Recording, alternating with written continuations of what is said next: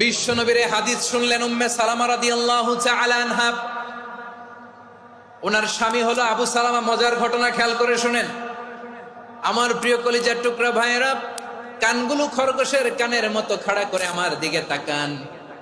সাইয়্যিদাতুনা উম্মে সালামা রাদিয়াল্লাহু তাআলা আনহা, ওনার স্বামীর নাম আবু সালামা।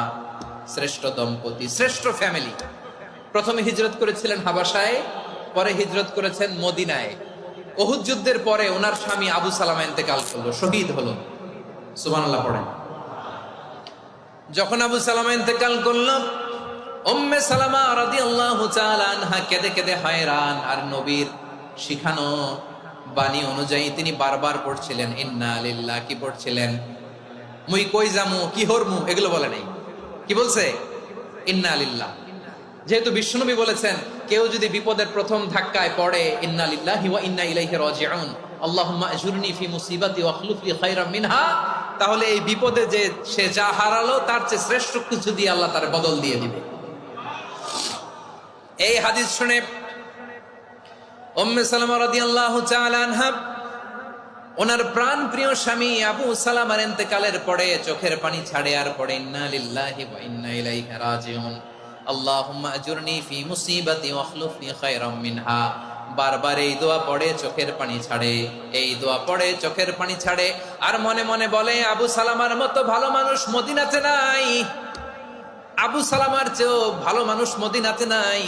তার চেয়ে ভালো মানুষ কি করে আল্লাহ তাআলা আমারে দিবে? তার চেয়ে ভালো মানুষ তো আমি মদিনাতে দেখি না। চোখের পানি দিয়ে বুক ভাসায় আর নবীর হাদিসের উপর আমল করে পড়ে ইন্না লিল্লাহি ওয়া ইন্না ইলাইহি রাজিউন, ইন্না লিল্লাহি ওয়া ইন্না ইলাইহি রাজিউন।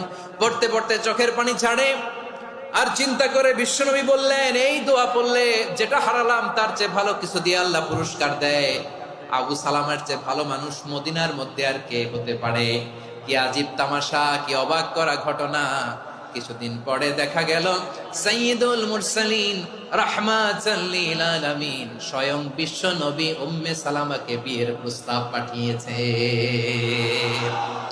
স্বয়ং বিশ্ব নবী উম্মে সালামা রাদিয়াল্লাহু তাআলা আনহাকে বিয়ের প্রস্তাব পাঠিয়েছেন। উনি রাজি হয়ে গেলেন, বিয়ে হয়ে গেল।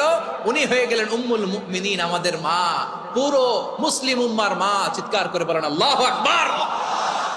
তাহলে আমার প্রাণ প্রিয় ভাইয়েরা, বিপদে পড়লে আমরা পড়বো ইন্না লিল্লাহি ওয়া ইন্না ইলাইহি রাজিউন, আল্লাহুম্মা আজুরনি ফি মুসিবাতি ওয়া আখলুফ লি খায়রাম মিনহা। পড়বেন? পড়বেন না? যারা যারা বিপদ আসলে এই দোয়াটা পড়বেন এখন থেকে আওয়াজ করে ইনশাআল্লাহ বলেন। যা হারাইছেন তার চেয়ে শ্রেষ্ঠ জিনিস দিয়ে